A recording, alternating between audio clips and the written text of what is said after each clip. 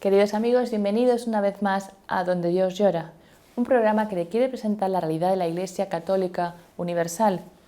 Nosotros, ustedes, la mayoría me imagino, y yo, pertenecemos al llamado rito latino, pero existe en la Iglesia Católica, tan grande como es ella y tan rica, una gran cantidad de ritos, más de 20. Tenemos hoy con nosotros a Monseñor Ibrahim Salamé, exarca apostólico para los católicos de rito greco-melquita, residentes en Argentina. Monseñor, muchísimas gracias por estar aquí hoy con nosotros. Gracias por invitarme. Un gusto. Excelencia, vamos a ir muy poquito a poquito porque yo creo que para muchos de nosotros lo del rito greco-melquita es bastante difícil quizá de entender a primeras. Rito suena, hay 20 ritos, he dicho, más de 20 ritos en la Iglesia. ¿A qué nos referimos cuando hablamos de rito? Normalmente los ritos dependen de un padre espiritual. Desde mucho tiempo había guiado a sus fieles a través de un estilo de vida espiritual y de oración plasmada en lo que llamamos liturgia, servicio divino. Lo más importante es la Santa Misa. Entonces ahí tiene, por ejemplo, San Juan Crisóstomos. Ese antioquino o antioqueno fue muy famoso y abarca a todos los que tienen el rito bizantino, que tiene Ucrania, tiene Rusia, Bielorrusia, Grecia, Rumanía, muchos países, adentro de estos también Siria, Líbano y Oriente Medio, una parte no muy grande, pero también son de este rito. Entonces, hay otros ritos, por ejemplo, el rito maronita, que es muy importante, también es de un santo muy famoso, San Marón, de cerca de Antioquía, entre Alepo y Antioquía, el norte de Siria, que fundó una iglesia caminando sobre la costa del Oronte, río Oronte, que viene del Líbano y va en contra de todos los ríos de la zona, de sur a norte, mientras que siempre ahí de norte a sur. Entonces evangelizó a un montón de gente y lo siguieron, porque hablaba de modo lindísimo y muy atractivo. Tiene San Efrem, el sirio, como lo llaman. Este es rito siríaco. Hay siríacos católicos y siríacos ortodoxos, lo que algunos lo llaman monofisitas. Después tienen los caldeos, los asirios, los armenios, muchos ritos. Y desde el rito siríaco de Siria fue también 2 ritos a la India. El sirio malabar, me imagino. Exactamente, los malabares y los melancares, o melancares. Una cosita solamente breve, porque estamos hablando de San Efrén, San Crisóstomo.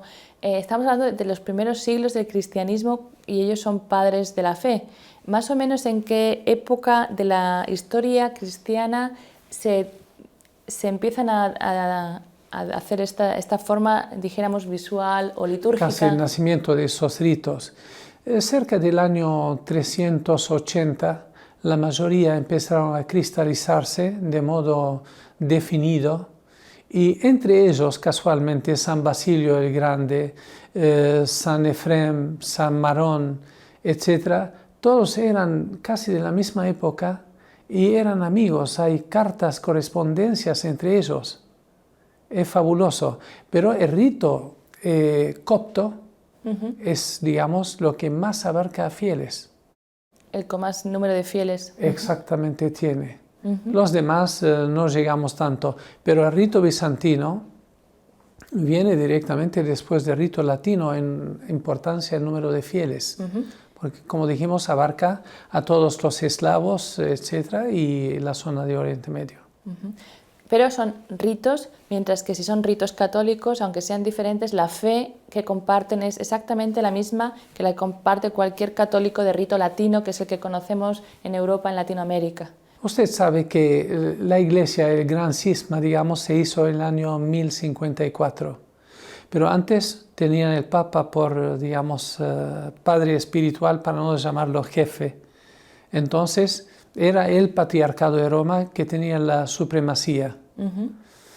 Después de esto, se dividió Oriente por razones más políticas, me parece que, digamos, teológicas y litúrgicas, porque la liturgia enriquece.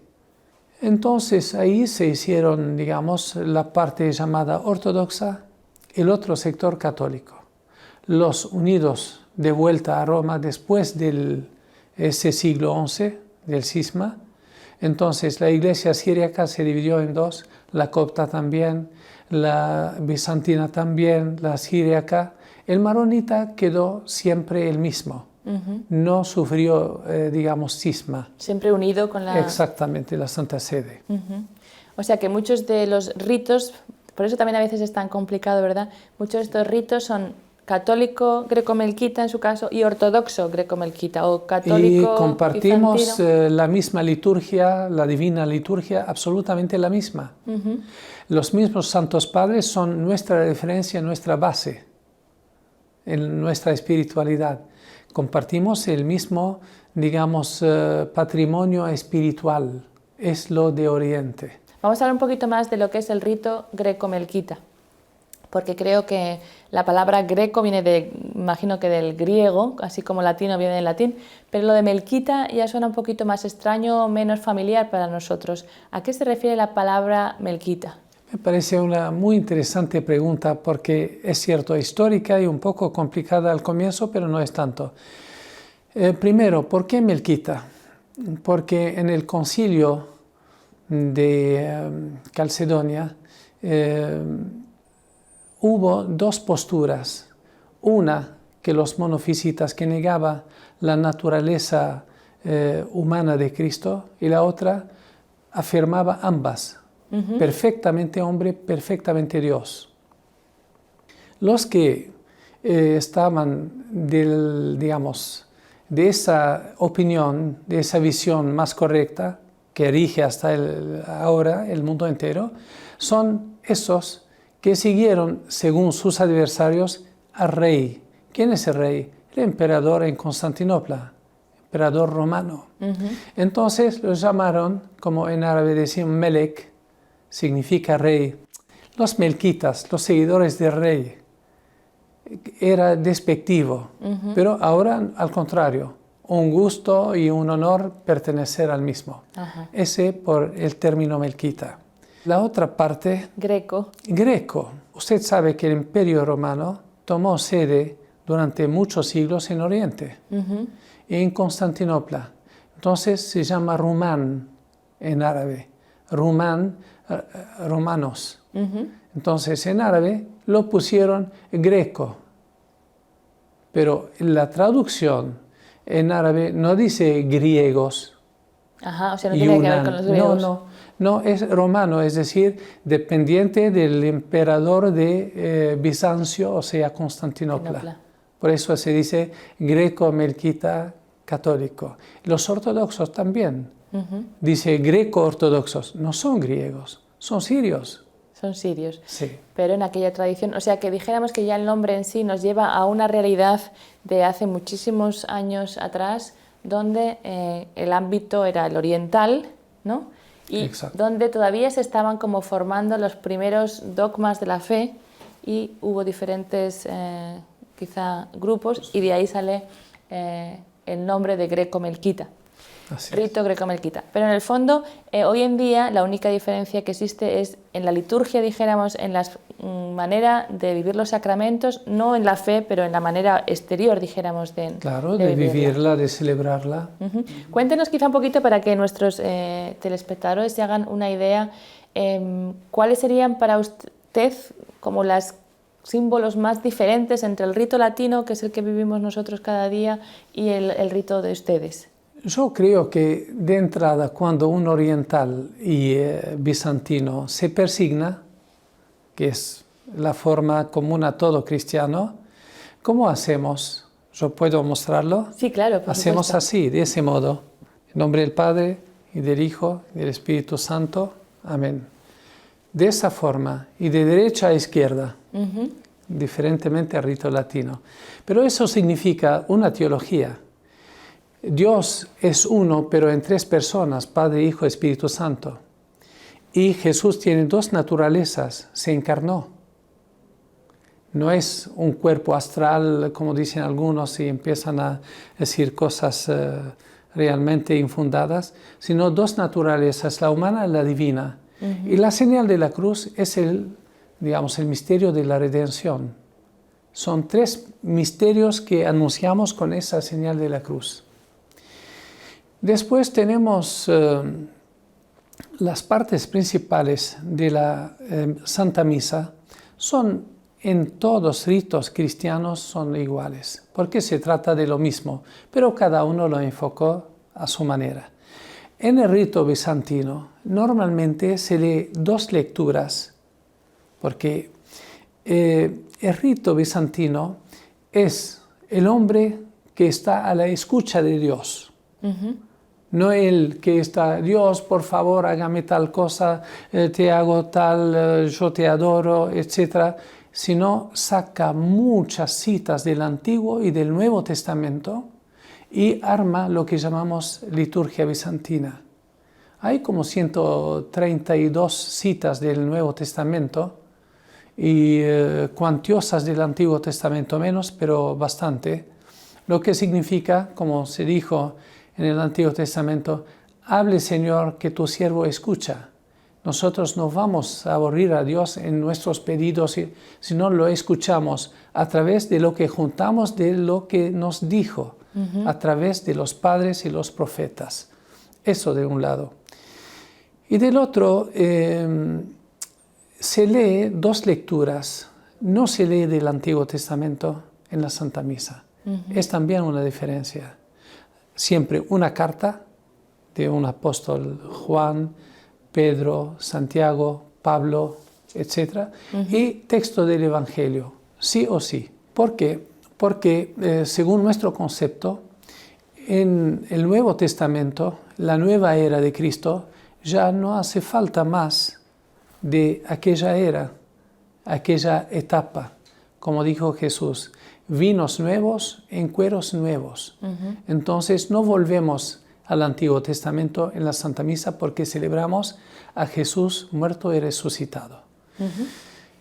Entonces, esto de un lado, y otros, por ejemplo, las letanías, son conocidas como si fuera un diálogo entre el pueblo y Dios, el sacerdote celebrante y los fieles. Pedidos y contestación, el famoso Kyrie eleison, que se conserva del griego, Señor, ten piedad. Y entró, como usted sabe, en el canto gregoriano, también más hermoso. Y así la misma comunión. Seguimos en Oriente con el panásimo. El pan que no es la forma de la hostia consagrada planita, sino que son panes con más forma pero de pan. sin levadura. Entonces lo celebramos y damos la comunión bajo las dos especies, el pan y el vino, cuerpo y sangre de Cristo. Lo que la Iglesia de rito latino no lo, conservó mucho tiempo. Últimamente creo que el Papa Juan Pablo II había dicho, si quieren pueden dar la comunión bajo las dos especies también. Hay varias diferencias, pero no hacen nada a la esencia de nuestra fe y nuestra práctica. Al contrario, yo estaba pensando que es maravilloso que la Iglesia también adapte la cultura de una región, de un pueblo, a la liturgia, que no... incluso, no sé, si uno celebra la Santa Misa en Latinoamérica es muy diferente que si uno la celebra en el norte de Europa. No son lo mismo, no son ritos, pero me refiero que la liturgia en el fondo es una expresión del pueblo, como decía, pero también es algo dado por Dios al mismo tiempo, ¿no? Claro, mire, cuando era joven estudiante de teología nos daban clase de liturgia también. Yo era un poco rebelde, diciendo, yo no quiero rezar con expresiones de terceros. Yo debo adaptarlo según mi situación y cómo me dirijo a Dios en esa circunstancia. Después me di cuenta de que qué cosa me liga y me une con mis hermanos en la fe. Si no celebro y rezo el mismo texto, nos unimos a través de las mismas ideas, las mismas expresiones, a través del, digamos, a nivel pasado, presente y futuro. Seguimos ese rito desde el año 382-84, celebrándolo. Con esta celebración la misma, me uno con mis antepasados y con mis, digamos, ¿cómo se dice?, los que vivimos actualmente juntos, y los que vienen en el futuro también, el día de mañana, van a rezar esa liturgia. Unifica. Atemporal. Exactamente. El programa se llama Donde Dios llora. Yo pensaba que también usted es el exarca apostólico para los fieles del rito católico greco-melquita en Argentina. La Iglesia Oriental ha sufrido durante la historia muchas veces situaciones difíciles y de dolor, con lo cual ellos han tenido que salir de su tierra y se han distribuido, han peregrinado, dijéramos, a otras partes. Por eso la Iglesia, quería hablar un poquito de cómo comenzó o de por qué existe un exarcado apostólico en Argentina tan lejos del Medio Oriente. En realidad, durante siglos, después de, digamos, la invasión, si se puede llamarla así, islámica, a Siria, Líbano, Palestina, Jordania, etcétera, y Egipto, entonces los cristianos no se sintieron muy a gusto, algunos. Entonces había muchos monasterios, muchos conventos. Tuvieron que emigrar para encontrar una zona más de paz, de tranquilidad, donde nadie puede interferir en sus iglesias o vida espiritual. Usted sabe que antiguamente algunas iglesias la habían transformado en mezquita, pero hay unos califas que eran fabulosamente buenos. No aceptaron entrar a rezar para no convertir a sus adeptos después en una mezquita. Son ejemplos fabulosos.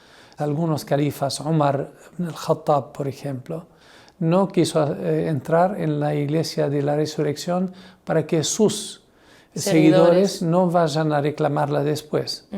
Entonces empezaron a migrar, pero la migración más masiva prácticamente se hizo en el tiempo del Imperio Otomano, que ocupó nuestro país durante 4 siglos y 2 años. Entonces, en ese caso, muchos emigraron.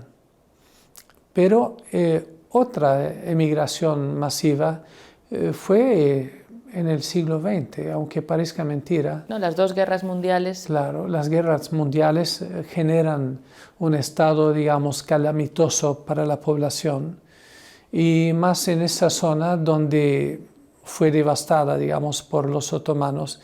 No teníamos industria propia, no teníamos nada que valga la pena para que uno pueda desarrollar, y fuimos ocupados después ahí por británicos y franceses durante más de 25 años, de manera que mucha emigración. Entonces se repartieron en todas partes.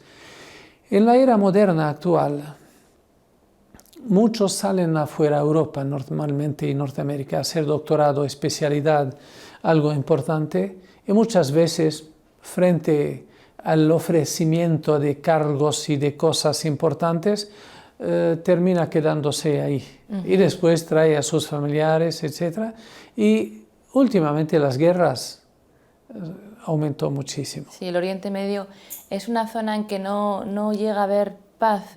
Bueno, siempre, si uno ve la historia, ha habido pocas veces en que el Oriente Medio no esté situado en un conflicto de intereses por parte de fuera. ¿A qué se debe esto?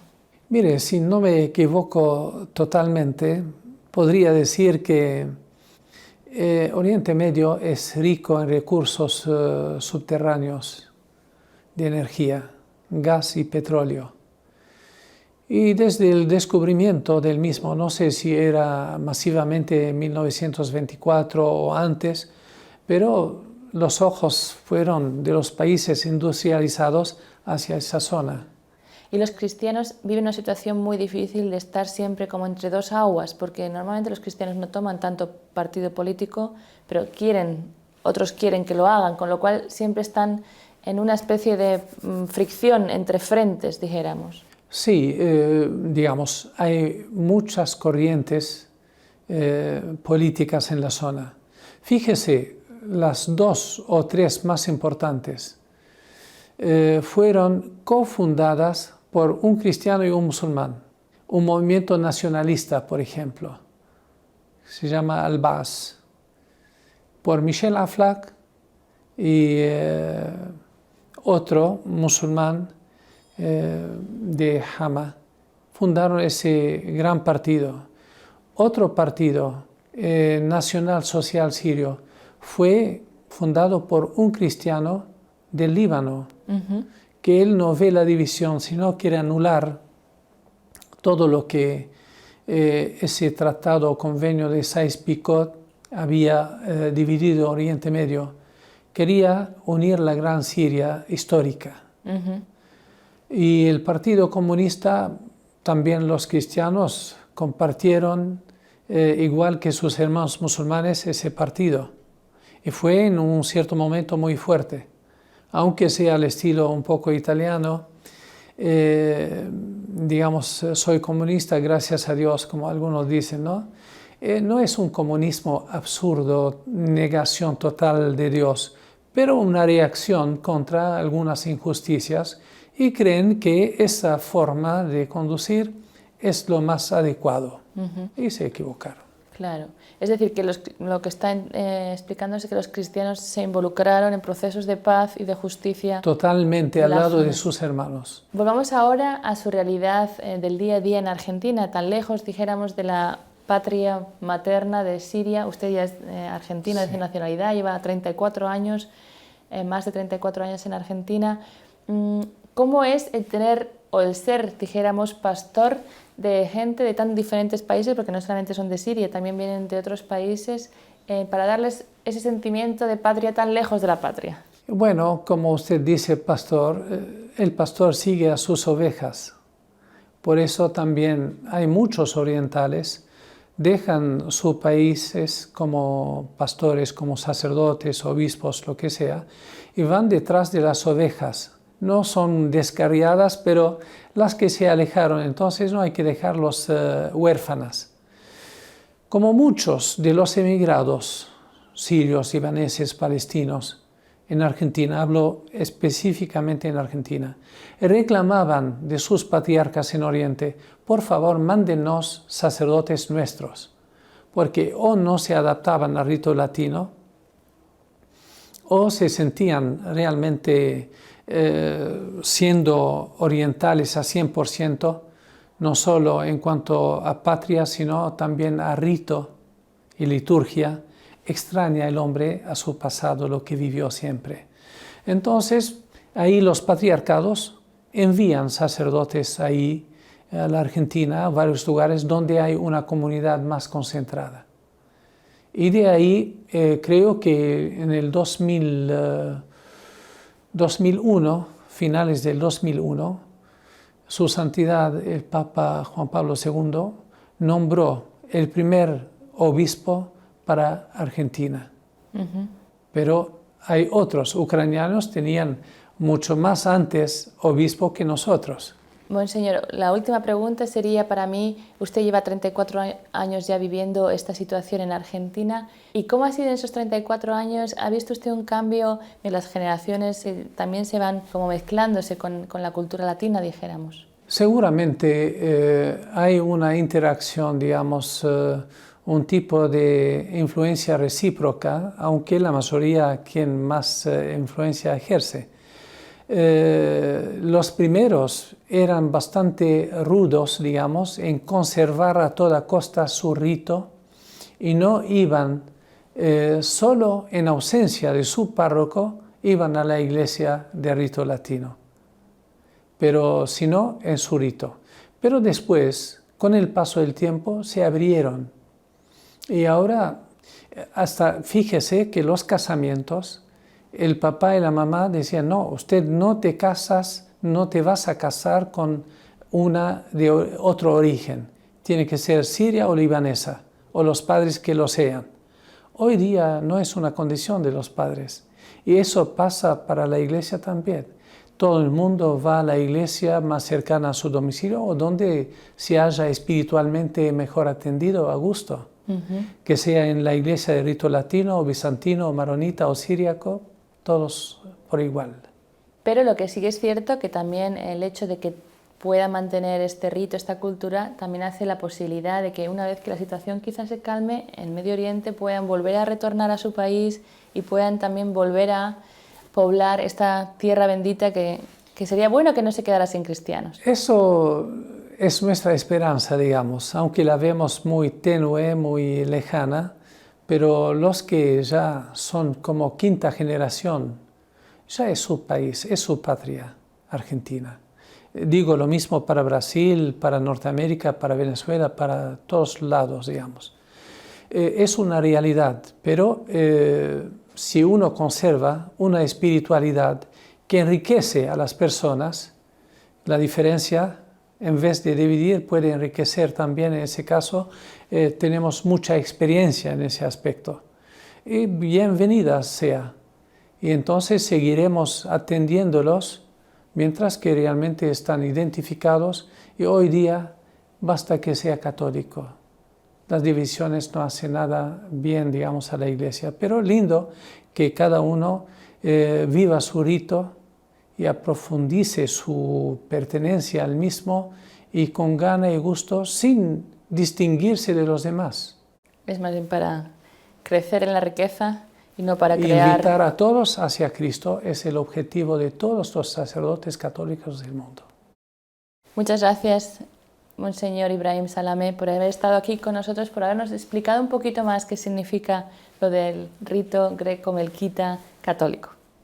Fue un gusto para mí también, gracias. Y muchas gracias también a ustedes, queridos amigos, por haber seguido su programa Donde Dios Llora. Y si desean ayudar a la Iglesia evangelizante, pastoral, en cualquier parte del mundo, no duden en contactar con la dirección que van a ver al final en su pantalla. Muchas gracias, que Dios les bendiga y hasta la próxima semana.